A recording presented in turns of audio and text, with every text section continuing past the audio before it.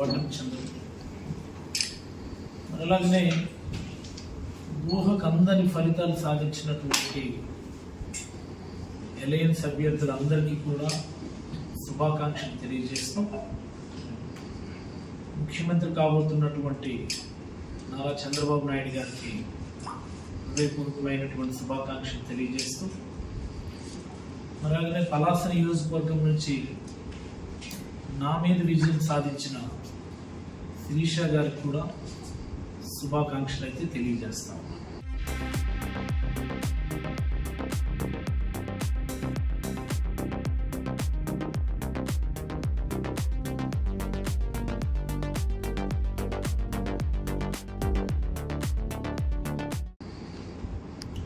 ఇకపోతే ఎన్నిక ఒక మాటలో చెప్పాలి అంటే, నాకు ఇచ్చినటువంటి 5 సంవత్సరాల అవకాశం నిజానికి చాలా గొప్ప అవకాశంగా నేను భావిస్తాను. పలాస నియోజకవర్గ ప్రజలు ఇచ్చినటువంటి అవకాశం, ఆ పైన జగన్మోహన్ రెడ్డి గారు ఇచ్చినటువంటి మంత్రివర్గంలో స్థానం మరొక గొప్ప అవకాశం. ఈ 2 అవకాశాలు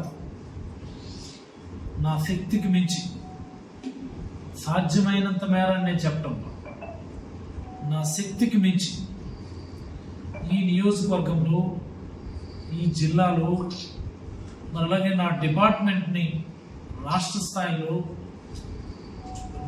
మొదటి స్థానంలో నిలపడానికి శక్తి వంచన లేకుండా కృషి చేశారని ఈ సందర్భంగా పలాస నియోజకవర్గ ప్రజలందరికీ కూడా హృదయపూర్వకంగా తెలియజేస్తాను. ఎందుకు ఈ మాట చెప్పాల్సి వస్తుందంటే, మొన్నటి ఎన్నికల్లో నేను ఓటమి చెందాను, no doubt. But at the same time నేను గెలవాలని నాకు 60,000 మంది ఓట్లు వేశారు. మరి అలాగనే నేను గెలవాలని ప్రతి వైఎస్ఆర్ కాంగ్రెస్ పార్టీ కార్యకర్త కూడా, ప్రతి వైఎస్ఆర్ కాంగ్రెస్ పార్టీ నాయకుడు కూడా శక్తి వంచన లేకుండా కృషి చేశారు. మరొక 2019 ఎన్నికల ముందు సైతం ఇలాగనే కృషి చేశారు. మరి 5 ఏళ్ల కాలంలో ఒకసారి గమనించుకోండి, ఏ రోజు నేను నా కుటుంబాన్ని సైతం నేను పెద్దగా ఆలోచించలేదు. నా ప్రజలు, నా కార్యకర్తలు, మన జిల్లా, మన రాష్ట్రం అని రాత్రనక పగలనక తేడా లేకుండా పార్టీలను చూడలేదు, నేను రాజకీయ వైరుధ్యాలను చూడలేదు. ఎవరు వచ్చి ఏ పని అడిగినా, ఏ సహాయం అడిగినా కాదనకుండా, అది ప్రభుత్వం నుంచి సహాయం కావచ్చు, ఒక మాట సహాయం కావచ్చు, ఒక రాజకీయ సహాయం కావచ్చు, ఏ రకమైనటువంటి సహాయం అయినా సరే. వివిధ రకాల అసోసియేషన్స్, ఆర్గనైజేషన్స్ ఉన్నాయి మన నియోజకవర్గం, వివిధ రకాల యూనియన్లు ఉన్నాయి, రకరకాల సమూహాలకు సంబంధించినటువంటి ప్రజలు ఉన్నారు మన నియోజకవర్గం. అందరికీ కూడా అన్ని సమయాల్లో కూడా అందుబాటులో. ఇది రాత్రి 9, 11, 12, 1 గంట కూడా నేను చూడను. ఎప్పుడు కూడా నా ఇంటి తలుపులు తెరిచే ఉంచాను.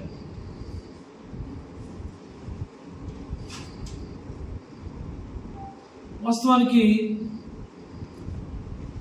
నేను మంత్రివర్గంలోకి వచ్చిన తర్వాత కొంత కుదురుకోవడానికి నాకు కొంత సమయం పట్టింది. స్టార్టింగ్ ఆ టైంలో కొంత భయం అనిపించేది, నేను నియోజకవర్గాన్ని విడిచిపెట్టేసి వచ్చేస్తున్నానేమో అని. అందుకని ఆ గ్యాప్ రాకుండా కూడా వీలైనంత ఎక్కువ సమయం నియోజకవర్గంలో ప్రజలతోనే, ప్రజల మధ్య ఉండడానికి కూడా నేనైతే శక్తి వంచన లేకుండా పనిచేశాను. ఈ నియోజకవర్గంలో ఉన్నటువంటి ప్రతి గడప కూడా నేను తొక్కాను. గడప గడపకి మన ప్రభుత్వం కార్యక్రమం నుంచి. మరి అలాగనే కాకుండా వివిధ రకాల ప్రత్యేక కార్యక్రమాల ద్వారా, గుడ్ మార్నింగ్ కార్యక్రమం, లేకపోతే క్యాంప్ ఆఫీస్లోనే 24 గంటలు కూడా తలుపులు తెరిచే ఉంచి అవసరమైనటువంటి సహకారం సహాయం ప్రజలందరికీ కూడా చేయటం జరిగింది. ఈరోజు ఎన్నికల ఫలితాలు చూసిన తర్వాత నాకు ఒక రకంగా చెప్పాలి అంటే ఒక రకమైనటువంటి షాక్. నేనేం తప్పు చేశాను అని నాకు మొదట అనిపించింది. సరే, నా మీద ఈ 5 ఏళ్ల కాలంలో విపరీతమైనటువంటి అసత్య ఆరోపణలు చేసి నా ప్రతిష్టను తగ్గించాలను, లేకపోతే నా క్యారెక్టర్ని అసాసినేషన్ చేయాలని ఎన్ని ప్రయత్నాలు చేశారో కూడా మీరు అందరూ కూడా చూశారు. రకరకాల మాధ్యమాల ద్వారా నాకు, నా కుటుంబాన్ని, వ్యక్తిత్వాన్ని హననం చేస్తూ వాళ్ళు చేసినటువంటి వ్యక్తిత్వ దాడి మీరందరూ కూడా చూశారు. ప్రజల కోసమని అన్నింటినీ కూడా భరించి నేనైతే చాలా చిత్తశుద్ధితో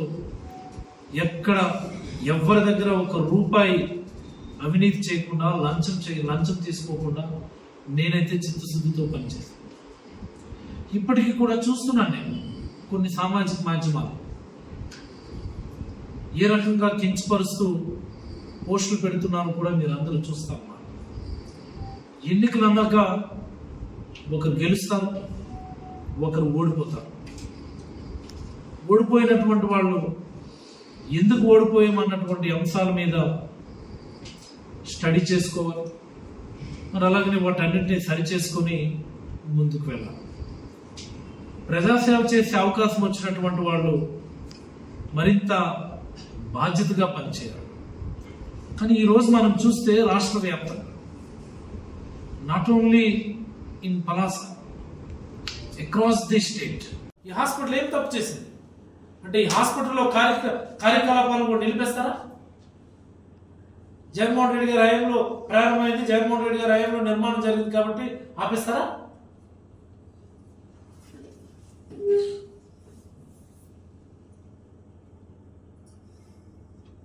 దయచేసి మేము మళ్ళీ ప్రెస్ ముందుకు వచ్చో లేకపోతే రోడ్డెక్కి కార్యక్రమాలు చేసేటటువంటి అవకాశం ఇవ్వకుండా ఒక గొప్ప అవకాశం మీకు పలాస నియోజకవర్గం ప్రజలు ఇచ్చారు. శిరీష గారికి చెప్తున్నాను, సద్వినియోగం చేసుకోండి, మంచి పేరు తెచ్చుకోండి, ప్రజలకు ఉపయోగపడే మంచి కార్యక్రమాలు చేయండి. మీ మనుషులు ఎలా పేటలేకపోతున్నారో చూస్తున్నాం. మేము మాట్లాడితే అంటారా మీ హయాంలో అలా చేయలేదు.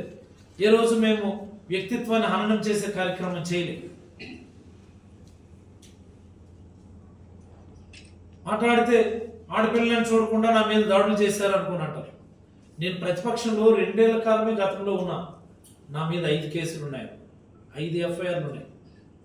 లాస్ట్ ఎన్నికల ఎఫిడవిట్లోనూ నమోదు చేసింది, మొన్నటి ఎన్నికల ఎఫిడవిట్లో కూడా వాటిని చూపించాం. మీ మీద ఒక్క ఎఫ్ఐఆర్ 5 ఏళ్ల కాలంలో ఉన్నదా?